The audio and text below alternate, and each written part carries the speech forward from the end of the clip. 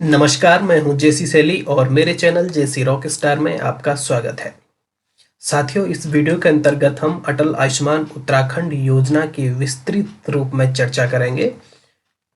इस योजना के अंतर्गत कौन लोग पात्र होंगे, कौन नहीं होंगे और इसके क्या बेनिफिट्स आपको होने वाले हैं और इसके अंतर्गत कौन कौन से हॉस्पिटल आएंगे, इनकी विस्तार से हम चर्चा करेंगे। सबसे पहले आप अपने क्रोम ब्राउजर पर जाकर के क्रोम ब्राउजर को ओपन कर लीजिए। यहाँ पर आपको टाइप करना है अटल आयुष्मान उत्तराखंड योजना। माननीय प्रधानमंत्री जी द्वारा आयुष्मान भारत प्रधानमंत्री जन आरोग्य योजना प्रारंभ की गई। इसके अंतर्गत हमारे प्रदेश यानी उत्तराखंड के लगभग 5 लाख परिवारों को गंभीर बीमारी के इलाज हेतु प्रति वर्ष 5 लाख रुपए तक की निःशुल्क चिकित्सा सुविधा उपलब्ध कराई जा रही है। प्रधानमंत्री जी की इस योजना को और आगे बढ़ाते हुए उत्तराखंड की सरकार ने अटल आयुष्मान उत्तराखंड योजना प्रारंभ की, जिसमें उसने 18 लाख और परिवारों को यह फायदा पहुंचाया। अब कुल मिलाकर इन दोनों योजनाओं से उत्तराखंड के 23 लाख परिवारों को गंभीर बीमारी के इलाज हेतु निःशुल्क चिकित्सा सुविधा प्राप्त हो सकेगी। यह सुविधा राज्य के सरकारी चिकित्सालयों एवं सूचीबद्ध निजी चिकित्सालयों में प्रदान की जाएगी। इमरजेंसी में सूचीबद्ध निजी चिकित्सालयों में बिना रेफर किए भी उपचार कराया जा सकता है। यह योजना पूर्णतः कैशलेस एवं पेपरलेस है। लाभार्थी की पात्रता क्या होगी? योजना में राज्य के समस्त परिवार पात्र हैं, लेकिन ऐसे परिवार जो CGHS यानी केंद्रीय सेंट्रल गवर्नमेंट हेल्थ स्कीम अथवा केंद्रीय सरकारी स्वास्थ्य बीमा योजना के द्वारा आच्छादित हैं को पात्रता की श्रेणी में सम्मिलित नहीं किया गया है। अटल आयुष्मान उत्तराखंड योजना के अंतर्गत अपने परिवार की पात्रता जानने के लिए आपके पास राशन कार्ड या वोटर ID की एपिक संख्या या जो MS मुख्यमंत्री स्वास्थ्य बीमा योजना का कार्ड संख्या है वो होना चाहिए। और आप पात्रता कैसे जान सकते हैं? नज़दीकी सरकारी चिकित्सालय से आप जान सकते हैं, सामुदायिक सेवा केंद्र से आप जान सकते हैं, मोबाइल ऐप के माध्यम से जान सकते हैं, जिसका नाम है अटल आयुष्मान उत्तराखंड योजना। या वेबसाइट के माध्यम से आप अपनी पात्रता जान सकते हैं। आइए, अगर आपको पात्रता जानना है तो सीधे ऊपर जानना आपको इस वेबसाइट में, और सबसे ऊपर लिखा हुआ है यहाँ पर, जहाँ पे स्क्रीन पर कर्सर दिख रहा है आपको, अपने परिवार की पात्रता जाने। यहाँ पर क्लिक कर लीजिए। पात्रता जानने के लिए आपको सीधे थोड़ा सा नीचे आना है। आपके पास कौन सा डॉक्यूमेंट है, मोबाइल नंबर यहाँ पर डाल दीजिए, नाम यहाँ पर डाल दीजिए, डिस्ट्रिक्ट सेलेक्ट कर दीजिए और NSFA का जो राशन कार्ड का जो नंबर है आपका, उसको यहाँ पर आप टाइप कर लीजिए और यहाँ से सर्च कर लीजिए, तो आपके सारे सदस्यों के नाम यहाँ नीचे डिस्प्ले हो जाएंगे। यदि आपके पास ये नहीं है, आपके पास मुख्यमंत्री स्वास्थ्य बीमा योजना कार्ड नंबर है तो यहाँ पर डाल दीजिए, या फिर आपके पास वोटर ID है तो यहाँ पर डाल दीजिए, जो वोटर ID लगभग 2012 के बाद की हो, ठीक है ना, 2012 में जो रिलीज़ की गई है। सर्च करें तो पूरी जो है मेंबर्स के जो परिवार के जो मेंबर होंगे उनकी जो संख्या है वो यहाँ पर आ जाएगी। मैं यहाँ पर राशन कार्ड नंबर डाल के देख लेता हूँ। यहाँ पे एक आदमी का मैं राशन कार्ड सेलेक्ट करने से पहले डिस्ट्रिक्ट सेलेक्ट कर लूँगा। ये डिस्ट्रिक्ट सेलेक्ट कर लिया, चमोली, नाम और ये डालने की आवश्यकता नहीं पड़ेगी। यहाँ पे राशन कार्ड नंबर मैं डाल देता हूँ। राशन कार्ड नंबर लिखा हुआ है A05। ये राशन कार्ड नंबर मैंने यहाँ पे डाल दिया है और यहाँ से सर्च करते ही, जैसे मैं सर्च बटन पर क्लिक करूँगा तो यहाँ पर उनकी लिस्ट जो है डिस्प्ले हो जाएगी। ये देख लीजिए, ये है पात्रता। इतने लोग पर फैमिली, ये 6 लोगों की फैमिली है और इसमें इतने लोग जो हैं पात्र हैं। इन सब के नाम यहाँ पर आ गए हैं। नेक्स्ट बात आती है कि उपचार कैसे प्राप्त किया जाए इस कार्ड से। तो उपचार के समय लाभार्थी को अपना गोल्डन कार्ड एवं आधार कार्ड साथ में रखना आवश्यक है। यदि गोल्डन कार्ड पूर्व में नहीं बना है तो लाभार्थी को अपने साथ राशन कार्ड, मतदाता पहचान पत्र या MSBY कार्ड या आधार कार्ड पहचान पत्र के साथ ले जाना आवश्यक होगा, ताकि उसी समय गोल्डन कार्ड बनवाकर या बनाकर लाभार्थी का नाम दर्ज कराते हुए उपचार दिया जा सके।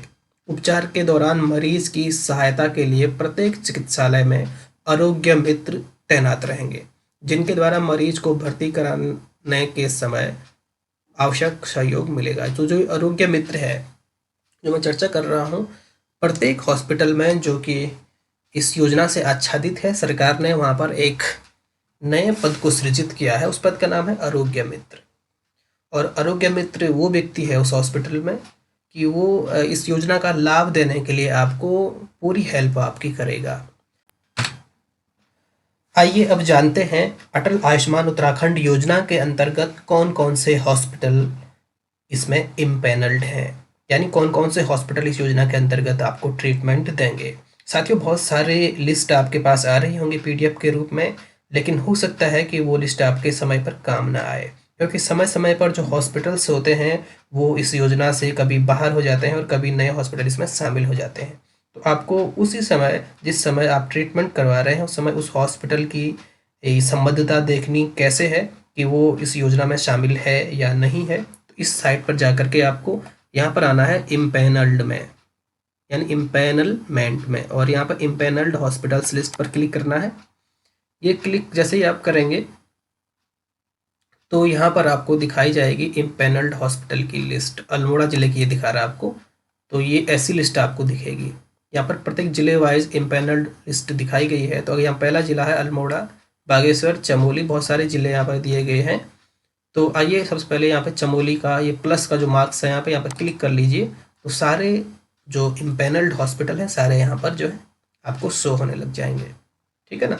जहाँ पर भी आपका जहाँ भी हॉस्पिटल पड़ता है उसको यहाँ पर आप चेक कर सकते हैं। यहाँ पर लिखा हुआ है, यहाँ पे हॉस्पिटल की आईडी लिखी हुई है, जिला लिखा हुआ है, हॉस्पिटल का नाम क्या है, टाइप क्या है, हॉस्पिटल का प्राइवेट है या पब्लिक है, उसके बाद हॉस्पिटल का कॉन्टैक्ट नंबर लिखा गया है और स्पेसिफिकेशन क्या है उस हॉस्पिटल का, क्या क्या ट्रीटमेंट वहाँ पर होता है, वहाँ पर सारा यहाँ पर लिखा हुआ है। तो समय समय पर ये जो लिस्ट है ये ऑनलाइन होती है, ये आपको पीडीएफ के रूप में ऐसे नहीं मिलेगी, क्योंकि इसमें समय समय पर संशोधन होते रहते हैं और समय समय पर नए हॉस्पिटल इसमें शामिल होते रहते हैं।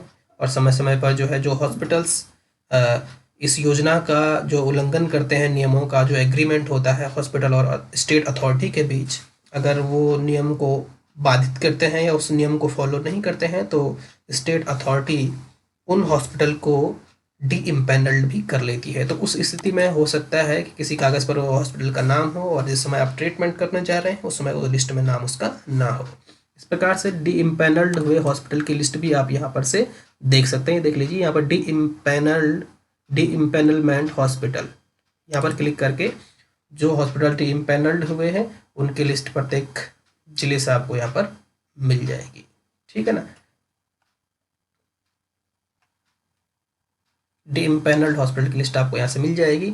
अगर हम चेक करना चाह रहे हैं तो चेक कर सकते हैं। ये जैसे हॉस्पिटल हरिद्वार का है, एक मामला यहाँ से आया था जिसमें पूरे हॉस्पिटल को डी इम्पैनल्ड कर लिया गया था। जीवन ज्योति हॉस्पिटल है, टिक्कमपुर सुल्तान लक्सर रोड, और बाद में इसकी भी जितनी एग्रीमेंट के थे इस पर कार्रवाई की गई और बाद में सारे इसका जो सरकारी अथॉरिटी, जो स्टेट अथॉरिटी थी, हेल्थ स्टेट अथॉरिटी, वहाँ से उन्होंने अपना जो है जो इनको पेमेंट किया था वो भी इनको वापस करना पड़ा था। सारी प्रोसेस इस आदेश में लिखी हुई है कि क्या कार्रवाई इन पर की गई, कितने तरीके से फ्रॉड तरीके से अस्पताल ने बिल लगाए थे। ठीक है ना। सारा डिटेल योजना में दिया गया है। तो डी इम्पैनल्ड हॉस्पिटल को भी आप बेहतर तरीके से यहाँ पर से जान सकते हैं।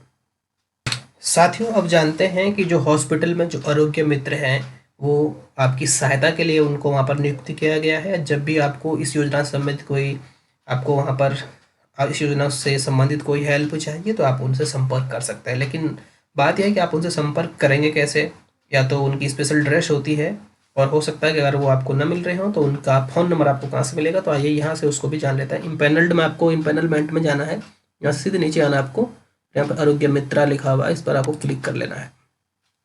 यहाँ से क्लिक करते ही आपके ज़िले के आरोग्य मित्र और हॉस्पिटल के नाम के सामने उनका नंबर भी दिया गया होगा। जैसे ही चमोली लिखा हुआ है तो चमोली में यहाँ पे आपके आरोग्य मित्र के जो नाम दिए गए हैं, यहाँ पे आरोग्य मित्र के नाम दिए गए हैं, हॉस्पिटल्स दिए गए हैं, और यहाँ पे ये जो है हॉस्पिटल के नाम है बीच में, और यहाँ पर आरोग्य मित्र के नाम दिए गए हैं और यहाँ आगे उनका मोबाइल नंबर लिखा हुआ। तो मोबाइल नंबर पर कॉल करके आप उनको अपनी हेल्प के लिए बुला सकते हैं। इस तरह से ये पीडीएफ फाइल है, इसे तो आप यहाँ से डाउनलोड भी यहाँ पर जा करके कर सकते हैं। यहाँ पे जाके इसको आप डाउनलोड कर सकते हैं। उसके बाद जब आपको इनकी हेल्प की ज़रूरत पड़ती है तो आप इनके नंबर को कॉल करके इनसे अपनी हेल्प करवा सकते हैं।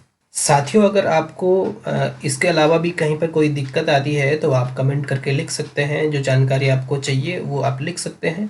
तो साथियों, कैसा लगा आज का वीडियो? अगर आपको वीडियो अच्छा लगा तो प्लीज़ लाइक, शेयर और सब्सक्राइब जरूर कीजिएगा। वीडियो देखने के लिए आप सभी का धन्यवाद।